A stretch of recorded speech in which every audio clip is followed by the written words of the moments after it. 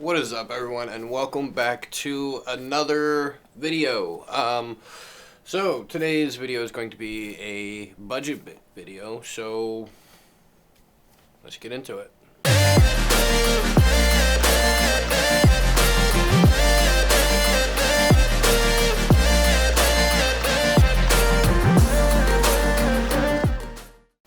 Alright guys, so another budget video. Today we're talking about a budget keyboard, the Corsair K55. And seeing as how I said budget, let's start off with the price point. Right now on Amazon you can find it for $40, $39.99 to be exact. I think, pretty sure, $40. And since it is budget, it is not wireless. It does have a cord, which is kind of a downside for me anyways. I like wireless things. I don't like to have messy cables everywhere. So this keyboard does have dedicated media keys, so you don't have to go around and manually click whatever's on your screen or the video you're watching or change the volume on your games or whatever you're playing. You can just simply press the keys on the keyboard.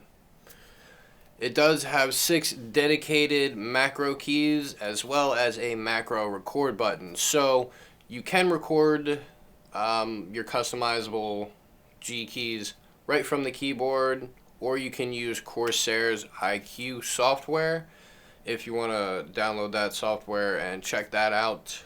The Corsair K55 does have anti-ghosting as well as 8 key rollout. So say you get mad at your game and you decide to slam something on your keyboard, only 8 of the buttons will be registered. On the back of the keyboard you'll find 4 rubber pads to help with scratching the desk. That way you don't have to worry about the keyboard doing that, as well as 2 feet for some elevation.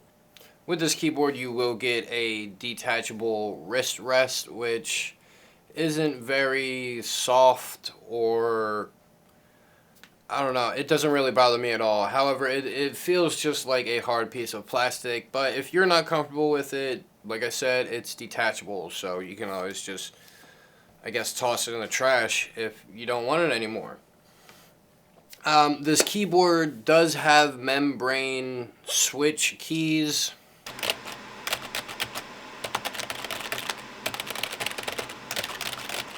which for me isn't really a big deal.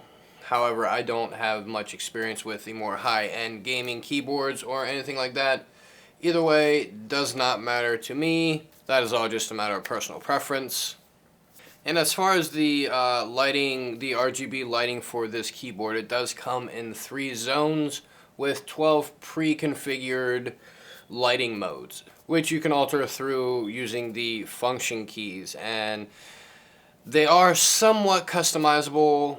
I like to go into Corsair's IQ and customize it there. However, you can do it all with just the keyboard. Now, my opinion is I like this keyboard. As I've said before, I don't really game very much on my computer, but the more I'm realizing is a lot of the gaming stuff can be used for what I do, which is editing videos and photos. So those customizable buttons do come in handy for me.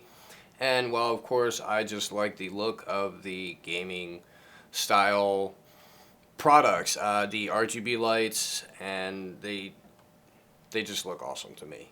So that is the kind of stuff that I buy.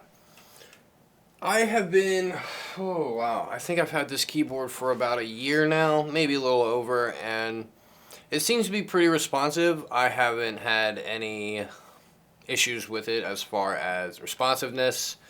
The only thing that I am not a huge fan of is the lack of customizing the RGB lights. You could say the wrist rest, but I keep it on there just because I like the look of it. By the way, it does have a textured, some kind of texture on the wrist rest there. Now, this keyboard is all plastic. Like I said, it is budget, so it does feel pretty light, and I don't want to say cheap. It doesn't really feel cheap. What do you expect for a $40 keyboard? But that is it for this review, guys. If it helped you out a little bit, if you liked it, give it that thumbs up. And as always, remember to subscribe, and I will catch you guys in the next one. Peace.